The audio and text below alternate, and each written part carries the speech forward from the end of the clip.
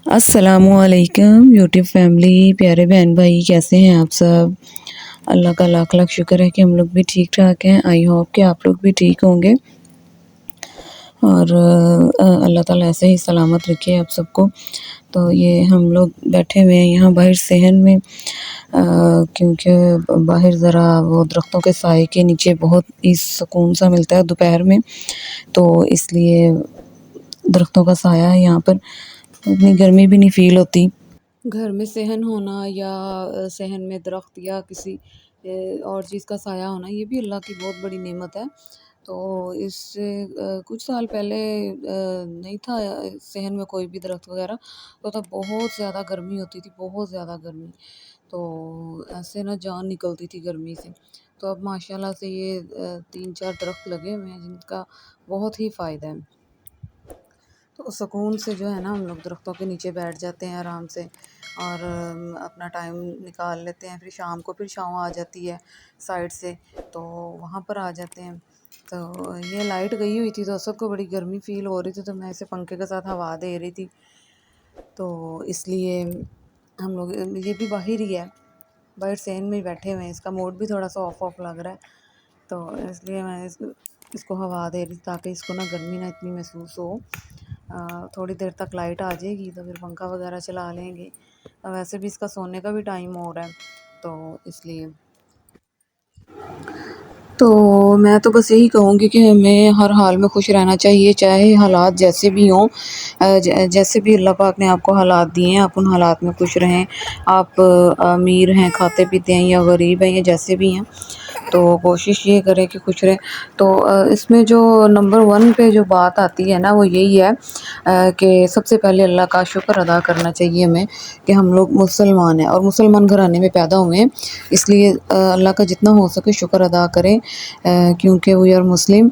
तो हम इस बात का देखें, अगर हम लोग किसी अमीर घर में पैदा हो जाते और वो घर किसी नॉन मुस्लिम का होता, तो फिर बताएं ज़रा क्या होता। ईमान की ताकत तो ना होती है हमारे पास और हम लोग गैर मुस्लिम होते। तो नंबर 1 पे तो यही है कि अल्लाह का शुक्र अदा करें कि उसने हमें मुसलमान पैदा किया है।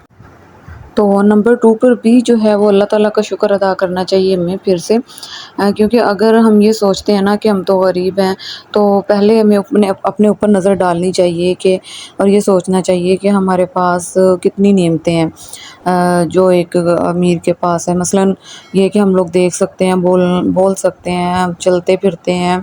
अल्लाह ताला ने हमें अक़ल और शऊर दिया है, सेहत और तंदुरुस्ती दी है। इस तरह की लाखों और नेमतें हैं जिसमें जिस्मानी तौर पर फिट होना पहले नंबर पे आता है।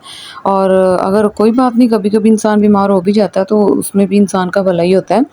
तो इसमें भी हमें अल्लाह का शुक्र अदा करना चाहिए, क्योंकि अगर सेहत है तो फिर हम लोग कमा सकते हैं, अच्छा खा भी सकते हैं, सब कुछ हो सकता है। तो नंबर 2 पे जो है वो प्लीज़ आप खुश रहें, इसमें मैं भी शामिल हूँ, जैसे भी हालात हैं। तो और अल्लाह ताला का शुक्र अदा करें कि उसने हमें ठीक ठाक पैदा किया है। So please be happy in any condition.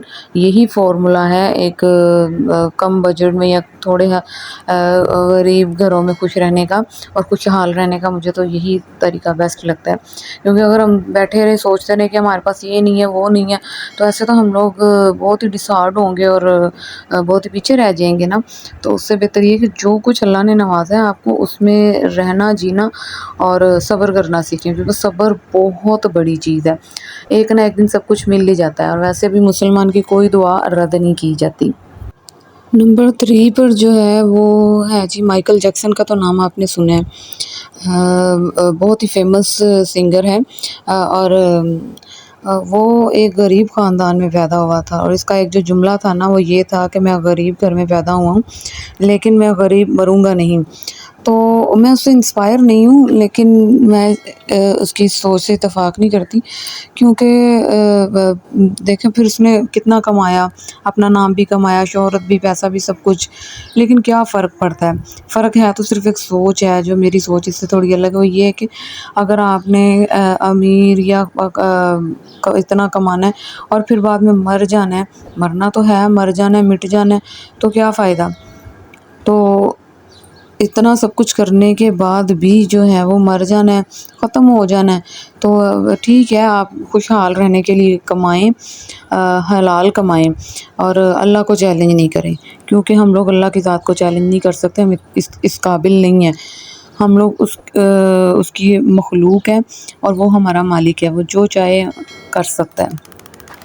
میرے ابو کہتے ہیں کہ بیٹا غریب ہونا یا غربت گھر میں ہونا یہ بری بات نہیں ہے، اگر یہ بری چیز ہوتی تو اللہ کی ذات اس کو پیدا ہی نہ کرتا، سب برابر ہوتے، کسی پر کوئی برا وقت آتا ہی نہ۔ لیکن یہ نا ہمیں ڈیفینیٹلی یہ بات ماننی پڑے گی کہ یہ قدرت کا اصول ہے جس کو ہم چاہ کر بھی نہیں بدل سکتے، لیکن ہاں خوشحال بنا سکتے ہیں خود کو، خوشحالی بھی تب ہی آئے گی جب ہم اللہ تعالیٰ کی ذات پر توکل رکھیں گے اور اللہ کے سوا کسی اور سے نہیں مانگیں گے، بلکہ محنت اور کوشش جاری رکھیں گے، اور باقی ملنا وہی ہے جو اللہ پاک نے ہمارے نصیب میں لکھ دیا ہے۔ تو کیونکہ رازق اللہ پاک کی ذات ہے، ہم لوگ ایز اے مسلم ہمارا یہ ایمان ہے، تو ایسے میں بھی ہم لوگ مثلاً اپنی غربت کے ساتھ لڑ نہیں سکتے، لیکن ہاں خوش ضرور رہ سکتے ہیں کہ یہ جو حالات ہیں ہمارے، یہ ہمیں اللہ پاک نے دیے ہیں۔ نمبر 5 میں ہے جی، غربت میں ہی خوشحالی کا راز چھپا ہوا ہے۔ جی ہاں، دیکھیں ذرا اپنے گھر میں ذرا غور سے دیکھیں سب چیزوں کو کہ آپ کے پاس کیا کیا نعمتیں ہیں۔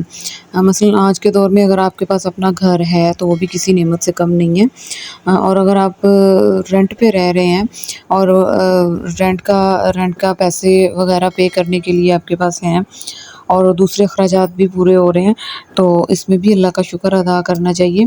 بجلی اور گیس اور پانی کا کنیکشن بھی ہے گھر میں، ہوم اپلائنسز بھی ہیں، تو یقیناً اللہ تعالیٰ کا لاکھ لاکھ شکر ادا کریں۔ اور آخر میں بس یہی کہوں گی کہ گھر چاہے گاؤں میں ہو یا شہر میں ہو یا کسی جنگل میں ہو، وہ اللہ کا احسان ہے، تو ہمیں اس کو ماننا چاہیے کہ اللہ کا بہت بڑا احسان ہے۔